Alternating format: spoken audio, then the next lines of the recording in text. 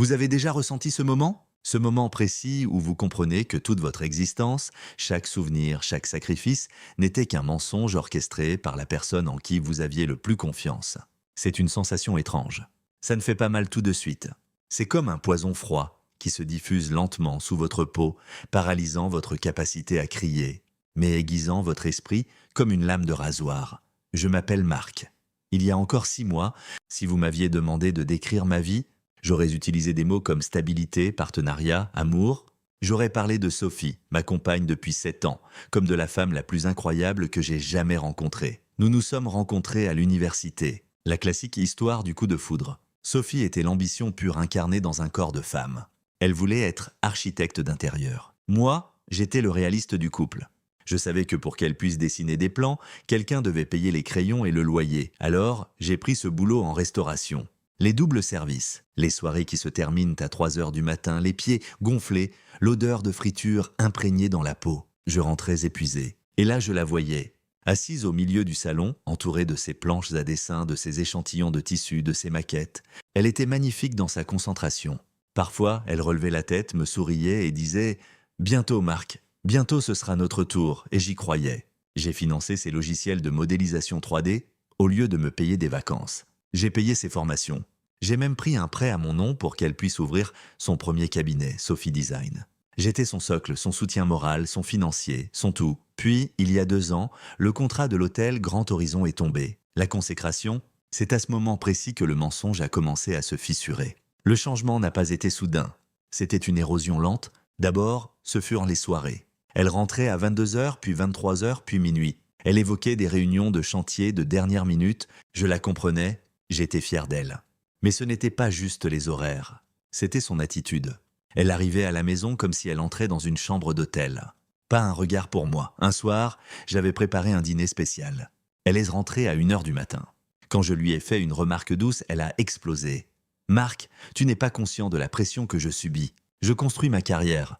Tu ne peux pas simplement être heureux pour moi au lieu de te plaindre comme un enfant ?» Je lui ai répondu « Je suis heureux pour toi, Sophie. Mais j'aimerais aussi qu'on ait une vie. » Elle a eu ce sourire méprisant. Se parler de quoi, Marc? De tes tables au resto? De tes pourboires? On n'est plus au même niveau. Essaie de comprendre ça, ces mots ont eu l'effet d'une gifle. Mais je suis resté. J'ai commencé à m'effacer. Je gérais tout pour qu'elle n'ait aucune distraction. Je marchais sur des œufs dans ma propre maison. J'avais peur de briser la façade de sa réussite. Pendant ces 2 années, je n'ai pas vu qu'elle ne construisait pas notre futur. Elle était en train de s'enfuir. Elle utilisait mon amour, mon argent, mon temps pour construire une rampe de lancement vers une vie où je n'avais pas ma place. Elle pensait que j'étais son paillasson. Elle ne savait pas que le paillasson avait une mémoire et qu'il était sur le point de révéler toute la saleté qu'elle pensait avoir cachée. C'était le jour de nos 7 ans. J'avais tout prévu. J'avais pris un congé sans solde pour l'emmener dans ce petit restaurant en bord de mer où nous avions partagé notre premier repas, une éternité auparavant. À midi, elle m'a appelé. Sa voix était monotone, dénuée de la moindre chaleur. Elle m'a dit « Marc, je ne pourrai pas être là ce soir. Il y a une urgence sur le chantier de l'hôtel. Un problème de structure, les ingénieurs sont perdus. Je dois superviser tout ça moi-même. Ne m'attends pas, je ne lui en ai pas voulu sur le moment. J'étais juste triste. Je suis rentré dans notre maison, cette maison que nous avions payée ensemble, avec mes économies de restauration et les siens. J'ai décidé de ranger son bureau, qui était dans un état indescriptible. C'est là que j'ai vu la tablette. Elle l'avait oubliée sur le rebord de la fenêtre. Elle était restée allumée. Il y avait une fenêtre de messagerie ouverte. Ce n'était pas un outil de travail. C'était une application de messagerie privée. Le nom en haut de la liste était « Thomas ». Thomas écrivait « Elle est encore à la maison ce soir ? Dis-lui que tu es sur le chantier. On finalise le transfert demain. » Sophie avait répondu « Ne t'inquiète pas, il est tellement crédule. Il pense que je bosse pour notre futur. Il ne se doute même pas que la maison est déjà sécurisée à mon nom seul. » J'ai relu cette phrase 10 fois. J'ai trouvé les documents officiels. Une procuration. Datée d'il y a 2 ans, pendant mon hospitalisation après mon accident de travail, elle avait utilisé mon état de faiblesse pour me faire signer un acte notarié qui me dépossédait de tout. Ce soir-là, je n'ai pas pleuré. J'ai senti une étrange clarté envahir mon esprit. J'ai pris des photos de chaque document, de chaque message, de chaque preuve de la liaison et de la fraude. Sophie est rentrée à 3 heures du matin. Elle s'est glissée dans le lit, elle m'a embrassé sur le front. Elle a murmuré « Désolé pour ce soir, mon amour ». J'ai répondu dans le noir d'une voix calme « Ce n'est rien, Sophie. Le travail passe avant tout. Je comprends parfaitement. » À cet instant, je savais ce qui devait être fait. Les mois qui ont suivi ont été les plus longs de ma vie. Pendant qu'elle pensait que je continuais ma routine habituelle, j'ai commencé à documenter chaque détail de ses activités frauduleuses. J'ai découvert que Sophie ne se contentait pas de m'évincer. Elle avait mis en place un système de fausses factures sur le chantier de l'hôtel.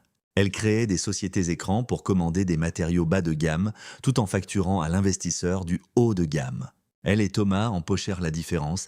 Je suis devenu un expert en surveillance. J'ai appris à accéder à ses comptes en ligne, j'ai installé des logiciels discrets sur les ordinateurs du bureau. J'ai constitué un dossier en béton. Le plus difficile était de rester calme.